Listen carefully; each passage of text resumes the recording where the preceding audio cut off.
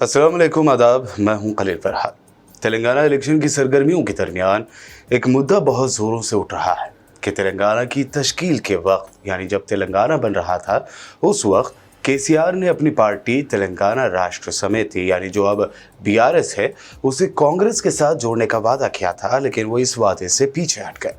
इस दावे में कितनी सच्चाई है? अगर ये सच है तो आखिर तेलंगाना बनने के बाद केसीआर और कांग्रेस की राहें अलग कैसे हो गई थी? यूपी की योगी सरकार और मरकज की मोदी सरकार पर क्यों जमकर बरसे केसीआर? साथ ही जानेंगे आज के एपिसोड में हिंदुत्व को लेकर केसीआर का क्या मानना है। इंडिया टुडे से एक्सक्लूसिव इंटरव्यू में केसीआर ने कई सवालों के खुलकर जवाब दिए हैं। कांग्रेस और केसीआर के रिश्तों में आई दरार पर हम आगे बात करेंगे। सबसे पहले बात करते हैं रियासत से जुड़े दीगर अहम सवालों की। केसीआर ने इस कॉन्क्लेव में तेलंगाना में हुकूमत मुखालिफ लहर के सवाल पर दावा किया कि दरअसल तेलंगाना में हुकूमत मुखालिफ लहर नहीं बल्कि हुकूमत के सपोर्ट में लहर है। उन्होंने ओडिशा में नवीन पटनायक और वेस्ट बंगाल में ज्योति बसु का जिक्र करते हुए कहा कि जिस तरह उन्होंने हुकूमत की और कई मरतबा इलेक्शन जीते, उसी तरह तेलंगाना में भी प्रो गवर्नमेंट लहर है। एग्रीकल्चर और किसानों को लेकर सवाल पर केसीआर ने कहा कि 2014 में हम जब इख्तियार में आए थे, तब रियासत में धान की पैदावार 7 मिलियन यानी 70 लाख टन के करीब थे। आज धान की पैदावार बढ़कर 26 मिलियन टन के नंबर को भी पार कर गई है और रियासत साउथ इंडिया का धान का मरकज बन रहा है।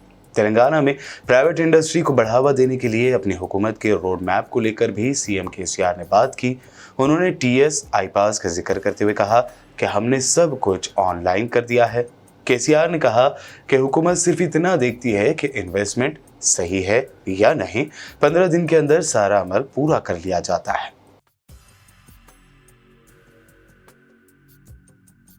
अब बात करते हैं केसीआर और कांग्रेस के दरमियान आई दरार की। कांग्रेस लगातार ये कहते आ रही है कि केसीआर ने सोनिया गांधी से कहा था कि तेलंगाना रियासत बनाने के लिए अगर वो राजी हो जाएंगी तो हम अपनी पार्टी को कांग्रेस में मर्ज कर देंगे, यानी टीआरएस कांग्रेस में जम हो जाएगी। लेकिन केसीआर ने धोखा दिया।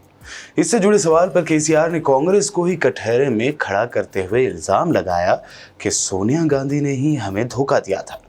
केसीआर ने कहा कि ये लंबी कार्रवाई थी और मैं कांग्रेस की सरबराही वाले अलायंस यूपीए के साथ था। 2004 में ही उन्होंने यानी कांग्रेस ने इख्तियार में आने पर तेलंगाना को रियासत बनाने का वादा किया था, लेकिन जब वो इख्तियार में आए तब अपने वादे से मुकर गए। बीआरएस सरबराह ने कहा कि 2009 में जब वो फिर से इख्तियार में आए तब तेलंगाना रियासत की तश्कील के लिए पसंद से बिल पास कराया, वो भी तब जब मैं भूख हड़ताल पर चला गया। उन्होंने रियासत की तश्कील के बाद दिग्विजय सिंह से मुलाकात को भी याद किया। तेलंगाना के सीएम केसीआर ने कहा कि दिग्विजय सिंह ने सीटों की तकसीम कांग्रेस की शर्तों पर होने की बात कही थी और ये भी कहा कि रियासत की क़यादत को लेकर फैसला इलेक्शन के बाद होगा। केसीआर ने कहा कि इसके बाद हमने रियासत में यानी तेलंगाना भर में सर्वे करवाया, जिसमें हमें 50 से ज़्यादा सीटें मिलने का इम्कान सामने आया। इलेक्शन हुए तो अवाम ने हमें पूरी मेजॉरिटी दी और हम इख्तियार में आए। केसीआर के मुताबिक अब हमने कांग्रेस को धोखा दिया, ये सवाल ही कहां से आता है? सीएम केसीआर ने वज़ीर आज़म नरेंद्र मोदी पर भी जमकर तनकीद की। उन्होंने कहा कि नरेंद्र मोदी जब सीएम थे तब वो मरकजी हुकूमत के खिलाफ शिकायतें करते रहते थे, लेकिन अब खुद उनकी सरकार के वक्त गवर्नर असम्बली से पास बिल लटका रहे हैं। केसीआर ने कहा कि ये क्राइम है। उन्होंने गवर्नर पर तनकीद करते हुए कहा कि तेलंगाना की गवर्नर तमिलनाडु बीजेपी की सदर रही हैं, वो कई बिल रोक रही हैं जो थर्ड क्लास पॉलिटिक्स है। केसीआर ने यूपी के सीएम योगी आदित्यनाथ के बुलडोजर मॉडल पर तनकीद करते हुए कहा कि शूट एट साइट जमहूरियत में ठीक नहीं। केसीआर ने कहा कि लॉ एंड ऑर्डर के लिए 7 डिपार्टमेंट है और ये उसका काम है, जुडिशियल सिस्टम है, ये उसका काम है।